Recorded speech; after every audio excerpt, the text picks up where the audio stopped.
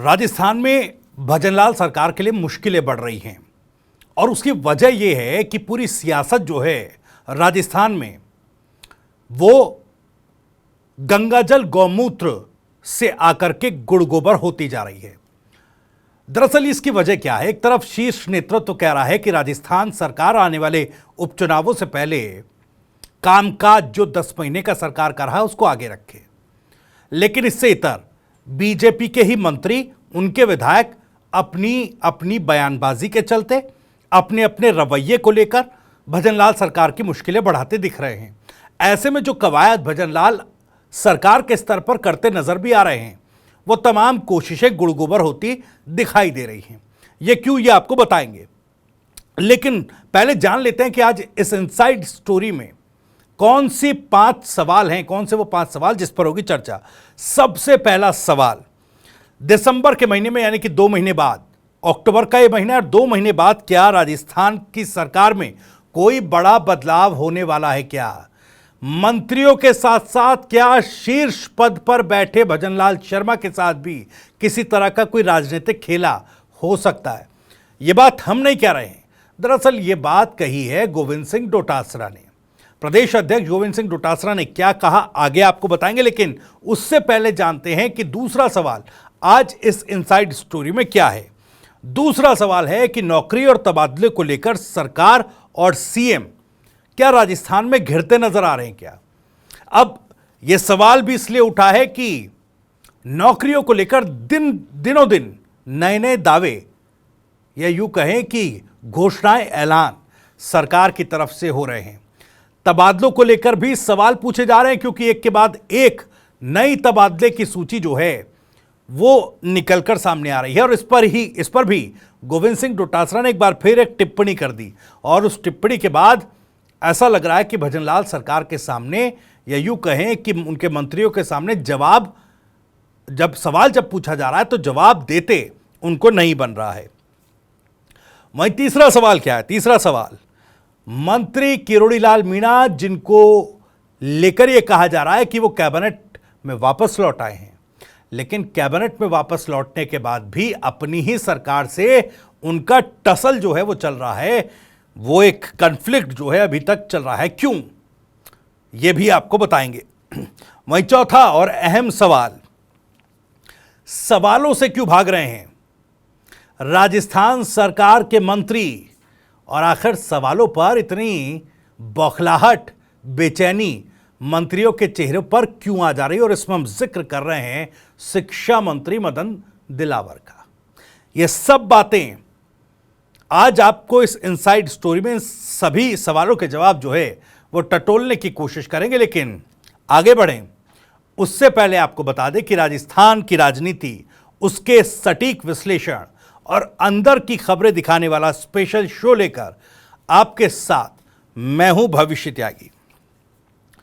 तो वीडियो की करते हैं शुरुआत। दरअसल राजस्थान की राजनीति में भजनलाल सरकार जिस इंपैक्ट के लिए काम कर रहे हैं, इंपैक्ट ये कि राजस्थान की सरकार ने 10 महीने में, राजस्थान की बीजेपी सरकार ने 10 महीने में क्या कुछ कामकाज किया, उसको जनता के बीच ले जाकर रखा जाए। क्योंकि इस 10 महीनों में विपक्ष के और विरोधियों के तमाम आरोपों के बाण झेलती रही, कटाक्ष झेलती रही, तंज झेलती रही है सरकार, लेकिन अभी तक कुछ ऐसा कॉन्क्रीट, ऐसा कुछ पुख्ता जो जनता के सामने रखा जाए, वो कुछ इस सरकार के 10 महीनों की उपलब्धियों में शुमार नहीं हुआ। इसके तुरंत बाद दिल्ली से आदेश मिला था, दिल्ली से सख्त यह निर्देश दिया था कि अब कार्यप्रणाली को थोड़ा सा बदलना होगा, थोड़ा सा रिजल्ट ओरिएंटेड अप्रोच के साथ सरकार काम कर रही है। यह मैसेज जनता के बीच पहुंचाना पड़ेगा, और इसी फॉर्मूले पर मुख्यमंत्री भजनलाल जुट गए। हालांकि उन्होंने नौकरियों से लेकर तमाम मैनिफेस्टोस के जो दावे थे, संकल्प पत्र के जो दावे थे, उनको लगातार पूरे करने की बातें कही। लगातार एक के बाद एक नौकरियों के ऐलान किए जा रहे हैं, घोषणाएं की जा रही हैं कि कभी 8,000 लोगों को नौकरियां दी गई, कभी 38,000 युवाओं को नियुक्ति पत्र बांटे गए, अब 90,000 नौकरियों के ऐलान का की चर्चा भी सियासत में चल रही है, सरकार के भीतर चल रही है। लेकिन उससे पहले चलिए बात करते हैं कि यह सवाल क्यों आ रहा है कि जब इतना रिजल्ट ओरिएंटेड अप्रोच जो शीर्ष नेतृत्व या दिल्ली से तय की गई है, उस अप्रोच पर ही यह सरकार काम कर रही है, तो फिर यह बदलाव का जिक्र क्यों आ रहा है? दरअसल गोविंद सिंह डोटासरा ने बयान दिया। उन्होंने कहा कि देखिए, यह सरकार जिस तरीके से कामकाज कर रही है उसमें अब स्थिति ऐसी हो गई कि शीर्ष नेतृत्व बीजेपी का खुश नहीं है और अब पर्ची बड़े बड़े मंत्रियों की आएगी और उन पर्चियों में बदलाव होगा। दिसंबर के महीने में उन्होंने खासतौर पर यह कहा कि दिसंबर के महीने तक बड़े बड़े मंत्रियों की पर्ची बदली जा सकती है, यानी कि बड़े बड़े मंत्री जो हैं वो कैबिनेट से हटाए जा सकते हैं, उनको बाहर किया जा सकता है, कैबिनेट में बदलाव हो सकता है। इसका जिक्र तो वो कर रहे थे, लेकिन इसके साथ वो ये भी कह गए हो सकता है कि सबसे बड़ी पर्ची भी बदल जाए, यानी मुख्यमंत्री का चेहरा, मुख्यमंत्री का नाम भी बदल जाए। सीधे तौर पर उनका कटाक्ष ये था, उनका निशाना इस ओर था कि हो सकता है कि राजस्थान में सरकार के भीतर भी नेतृत्व परिवर्तन राजस्थान में हो सकता है। और वो ये बात क्यों कह रहे हैं, ये भी थोड़ा समझने की कोशिश करेंगे। अब देखिए, जैसे मैंने पहले कहा कि शीर्ष नेतृत्व चाह रहा है राजस्थान में कि एक रिजल्ट ओरिएंटेड सरकार की छवि जनता के बीच जाए, लेकिन कोशिश भजनलाल मुख्यमंत्री के तौर पर तो कर रहे हैं, लेकिन उनके अपने ही मंत्री या अपने ही विधायक जो हैं उस पूरी अप्रोच को और उस पूरे एफर्ट को जो सीएम के तौर पर भजनलाल शर्मा लगा रहे हैं उसका गुड़ गोबर करते नजर आ रहे हैं। आप देखिए किस तरीके से हिंदू मुस्लिम सेंटिमेंट को फोकस करते हुए बाल मुकुंद आचार्य कभी मीट की दुकानों को बंद कराने की बात कहते हैं, कभी वो आधार ई मित्रों के सेंटर्स पर पहुंच जाते हैं और कहते हैं कि देखिए रोहिंग्या मुसलमानों के आधार कार्ड बनाए जा रहे। कहीं ना कहीं हिंदुत्व की धुरी पर अपनी व्यक्तिगत सियासत चमकाने में और ऐसे मुद्दों पर हो हल्ला करने में ही विधायक मशगूल नजर आ रहे हैं। इस तरह के विधायकों की अप्रोच जो है और इस तरह के विधायकों का हो हल्ला सरकार के रिजल्ट ओरिएंटेड अप्रोच और एफर्ट को थोड़ा दबाता दिख रहा है। और जो चीज जनता के बीच शीर्ष नेतृत्व बीजेपी का चाहता है कि वो अप्रोच जनता के बीच पहुंचे, उससे ज्यादा बालमुकुंद आचार्य जैसे विधायकों का हल्ला लोगों के बीच पहुंच रहा है। और ये बात जो है शीर्ष नेतृत्व को पसंद नहीं आ रही है। शीर्ष नेतृत्व की तरफ से, दिल्ली की तरफ से बार बार ये सख्त निर्देश और आदेश दिए गए हैं कि अब सरकार की छवि सिर्फ ऐसी बननी चाहिए कि 10 महीनों में काफी कुछ काम किया है राजस्थान की नई निर्वाचित इस सरकार ने, लेकिन ऐसा हो नहीं पा रहा है क्योंकि इन सब एफर्ट्स के बीच चाहे शिक्षा मंत्री मदन दिलावर के बयान हो, बाल मुकुंद आचार्य के बयान हो, वो कहीं ना कहीं हावी पड़ते दिखाई दे रहे हैं। अब ऐसे में सरकार के भीतर यह स्थिति हो गई है, संगठन के भीतर यह स्थिति हो गई है कि हर कोई व्यक्ति कंफ्यूजन में घूम रहा है। कंफ्यूजन है कि मीडिया के सामने या पब्लिक डोमेन में आकर किस मुद्दे पर क्या बोला जाए। अब आपको बता दें, जैसा सवाल हमारा दूसरा था नौकरी और तबादलों पर भी डोटासरा ने बयान दिया। उन्होंने कहा कि भाई 8-9 काउंटर्स चल रहे हैं राजस्थान सरकार के भीतर, 8-9 काउंटर्स पर आप पैसा दीजिए और तबादला कराइए। यानी भ्रष्टाचार के भी बड़े आरोप लगा दिए हैं भजनलाल सरकार पर कांग्रेस के प्रदेश अध्यक्ष गोविंद सिंह डोटासरा ने। अब तबादलों की लिस्ट देखिए, एक के बाद एक तबादलों की लिस्ट आ रही है। डोटासरा कह रहे हैं ये तो हमारी कांग्रेस की सरकार थी जो आज भी बीजेपी सरकार की इज्जत बची हुई है। कुछ एक अधिकारी हैं जो कांग्रेस की सरकार ने नियुक्त किए थे, वो अपना काम कर रहे हैं, अच्छी तरीके से कर रहे हैं और उसी वजह से इनकी इज्जत बची हुई है। नहीं तो इनके राज्य में तो अधिकारी काम नहीं कर पा रहे हैं। ये कभी एक महीने में 10-10 ट्रांसफर किसी अधिकारी का एक महीने में 20 बार ट्रांसफर, तो किसी के 3-4 बार ट्रांसफर कर रहे हैं। यानी अफसरशाही भजन सरकार संभाल नहीं पा रही है, इस तरह के आरोप लगा दिए हैं। और भ्रष्टाचार का भी एक बड़ा जो तमगा है गोविंद सिंह डोटासरा ने वो भजनलाल सरकार पर लगा दिया। अब नौकरी और तबादलों को लेकर देखिए, जैसे मैंने पहले कहा, कंफ्यूजन बड़ा है, कंफ्यूजन बड़ी स्थिति है।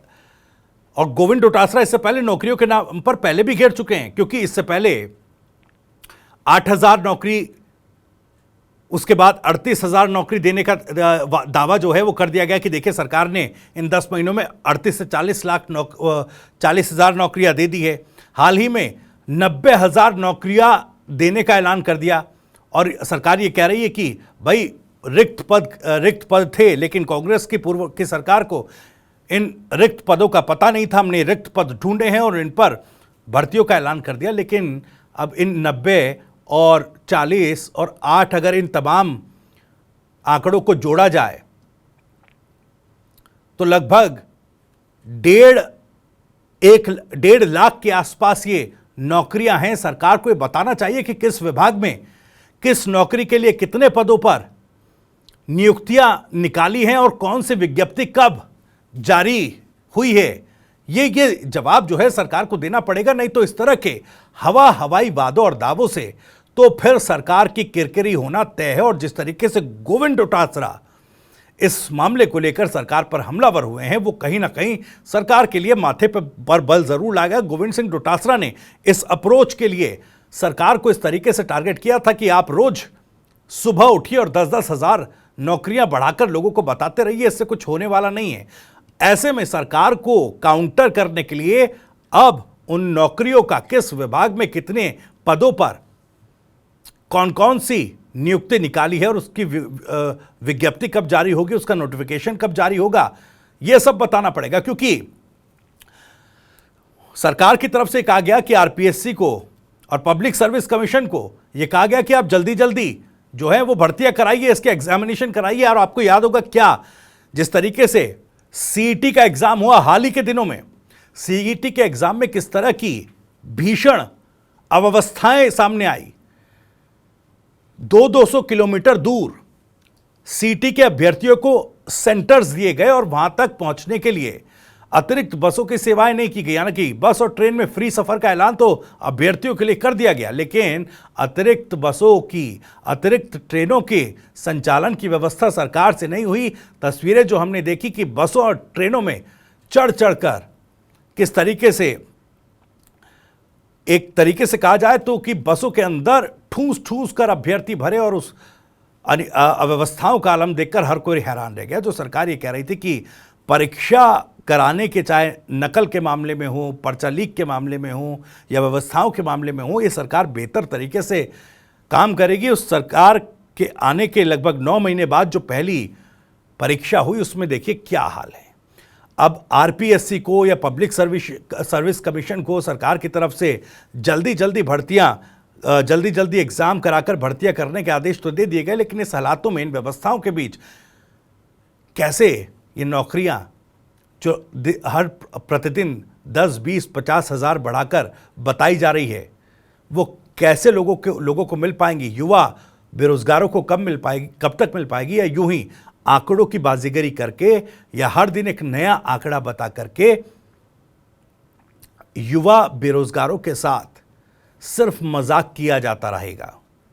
यह एक बड़ा सवाल है। और कंफ्यूजन सिर्फ इस नौकरियों के आंकड़ों में नहीं है कि हर दिन आकर कभी 10,000, कभी 40 और कभी 90,000 का आंकड़ा जनता के सामने रख रही है सरकार।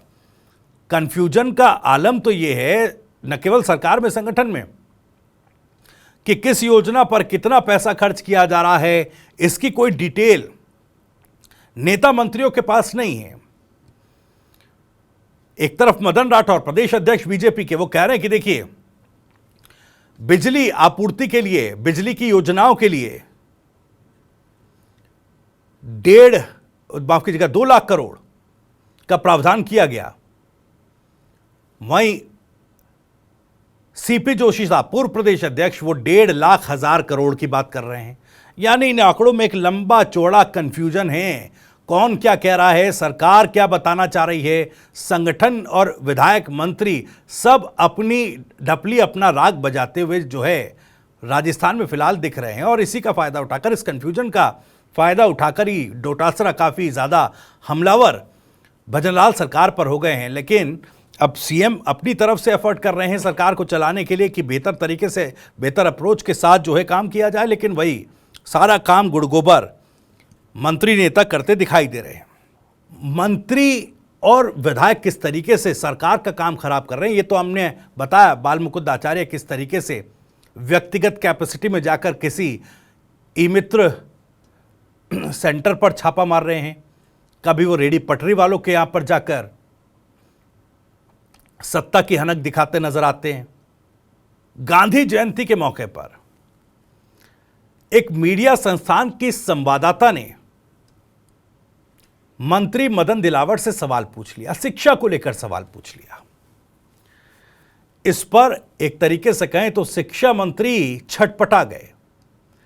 जो शिक्षा मंत्री राजस्थान में पूरा इतिहास बदलने की एक तरीके से कहें तो कवायद में लगा है, अकबर बीरबल से लेकर न जाने कौन कौन सी सदी के राजा महाराजाओं तक वो पहुंच रहे हैं, लेकिन शिक्षा में क्या कुछ सुधार राजस्थान में किया जा रहा है इस पर वो जवाब नहीं दे पाए। वो कहने लगे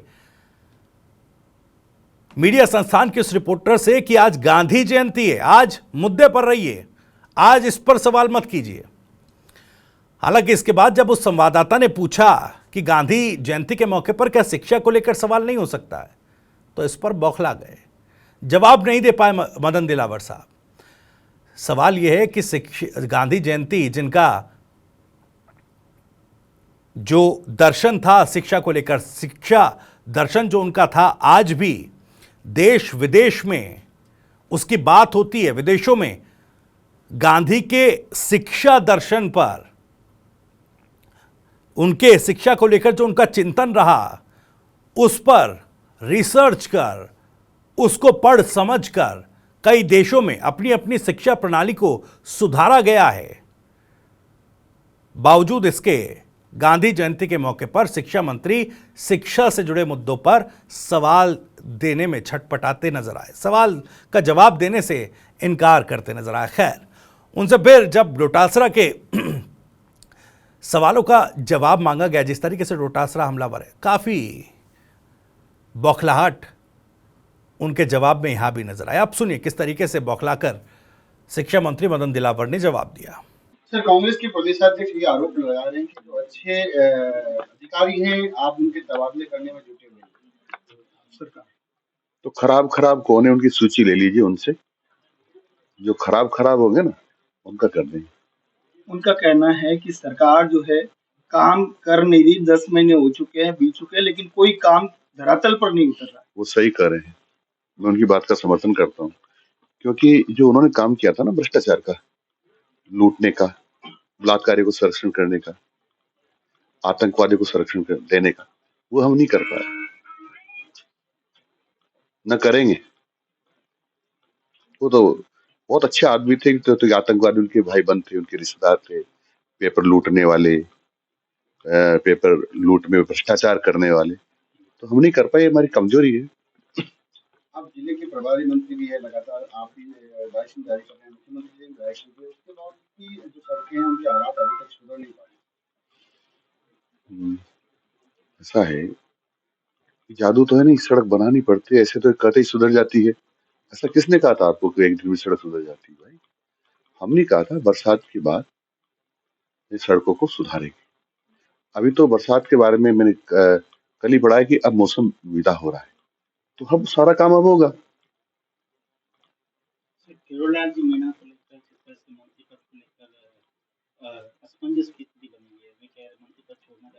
तो निश्चिंतता कर ले आप, डॉक्टर करोड़लाल जी से पूछ ले, फोन है आपके पास, फोन नंबर है, अगर नहीं हो तो मैं दे देता हूँ। अब ये इशू हुआ था, उसके बाद शंभू सिंह गलतिया वाला, उसके बाद आप आज ही आए थे, आपने उनको निलंबित वाले जो आदेश दे दिए, लेकिन उसमें आपका एक बयान आया था कि वो रिश्वत लेकर के उन्होंने है जो ये, हम इसकी जांच करा रहे हैं, किसी अधिकारी ने गड़बड़ की होगी और उसको ऐसे जैसे निकृष्ट आदमी को प्रस्तावित कर आगे भी जाए, उनके खिलाफ भी एक्शन लेंगे। अधिकारी आपको पता नहीं रिश्वत दी उसका आपको पता नहीं, मैंने ये नहीं कहा, मैंने कहा शायद रिश्वत देकर के नाम लिखवा लिए, शायद उसकी जांच करवा रहे हैं। तो ये बौखलाहट भी है, छटपटाहट भी है, और नेता मंत्री विधायक और सरकार साथ ही संगठन, ये तालमेल गड़बड़ है, तालमेल नहीं बैठ रहा। एफर्ट जो हैं मुख्यमंत्री भजनलाल शर्मा की तरफ से लगाए जा रहे हैं, लेकिन उन एफर्ट्स को उनके ही मंत्रियों और विधायकों का साथ नहीं मिल रहा। तो एक और चीज़ है, अभी किरोड़ीलाल मीणा साहब जो कि मंत्रिमंडल में वापस आ गए, प्राण त्यागने की बात कर रहे थे कि प्राण चले जाएं लेकिन प्रण न जाए, रघुकुल की रीत सुना रहे थे, लेकिन वो कैबिनेट में वापस आ गए। लेकिन अभी सरकार, अपनी ही सरकार के साथ उनका टसल भी चलता दिख रहा है। एक मीडिया संस्थान को उन्होंने भी इंटरव्यू दिया, उन्होंने कहा कि देखिए एसआई भर्ती परीक्षा को लेकर मुख्यमंत्री से 3-3 बार कह चुका हूं, अपना कितना व्यथित हैं वो कि एसआई भर्ती परीक्षा जो है वो रद्द नहीं की जा रही है, युवा बेरोजगारों के साथ खिलवाड़ हो रहा है।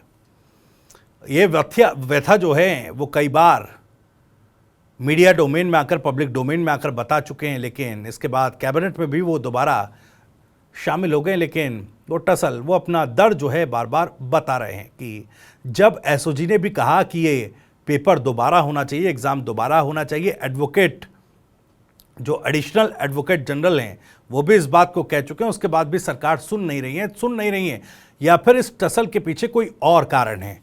अगर डोटासरा साहब जो कह रहे हैं कि पर्ची बदली जा सकती है, तो पर्ची बदलने की प्रक्रिया का इंतजार और उसी के पीछे की जद्दोजहद में किरोड़ीलाल मीणा साहब भी लगे हुए हैं क्या अपनी पर्ची को थोड़ी बड़ी पर्ची करवाने के चक्कर में किरोड़ीलाल मीणा साहब हैं, और क्या इसकी संभावना दिखाई देती है? क्या जो कन्फ्यूजन सरकार, संगठन, नेता, मंत्रियों के बीच है, उसमें इस संभावना से इनकार बिल्कुल नहीं किया जा सकता, क्योंकि शीर्ष नेतृत्व भी सख्ती से निर्देश और आदेश और फॉर्मूला सरकार को थमा चुका है। भजनलाल शर्मा उसको इम्प्लीमेंट करने की कोशिश भी कर रहे हैं, लेकिन उनके नेता मंत्री जो गुड़गोबर सरकार के एफर्ट को कर रहे हैं, उसमें गोविंद सिंह डोटासरा के पर्ची बदलने वाले की संभावना से इनकार नहीं किया जा सकता। खैर, इनसाइड स्टोरी में इतना ही। अगर वीडियो और जानकारी पसंद आई हो तो वीडियो को लाइक करें, ज़्यादा से ज़्यादा शेयर करें। आप भी इस मामले पर कुछ कहना चाहते हैं तो कमेंट बॉक्स आपके लिए खुला हुआ है। अपनी बात, अपने सवाल, अपनी राय कमेंट बॉक्स के जरिए हम तक पहुंचा सकते हैं। राजस्थान से जुड़ी और भी तमाम खबरों को सबसे पहले जानने के लिए सब्सक्राइब जरूर कर लीजिए। TV9 राजस्थान। नमस्कार।